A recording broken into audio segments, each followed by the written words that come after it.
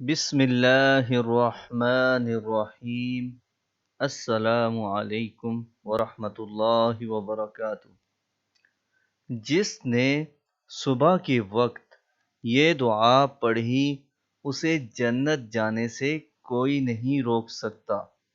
حضرت ام سلمہ رضی اللہ عنہا فرماتی ہیں کہ آپ صلی اللہ علیہ وآلہ وسلم نے فرمایا، جو شخص صبح کے وقت یہ دعا پڑھ لے اس کے لیے 1,00,000 نیکیاں لکھی جائیں گی، اور اگر انتقال ہو جائے تو اس کی روح کو سبز پرندوں کی شکل میں جنت میں آزاد چھوڑ دیا جائے گا، جہاں چاہے پھرے۔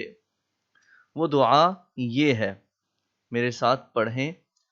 الحمد للہ الذی تواضع کل شیء لعظمتہ والحمد للہ الذی ذل کل شیء لعزتہ والحمد للہ الذی خضع کل شیء لملکہ۔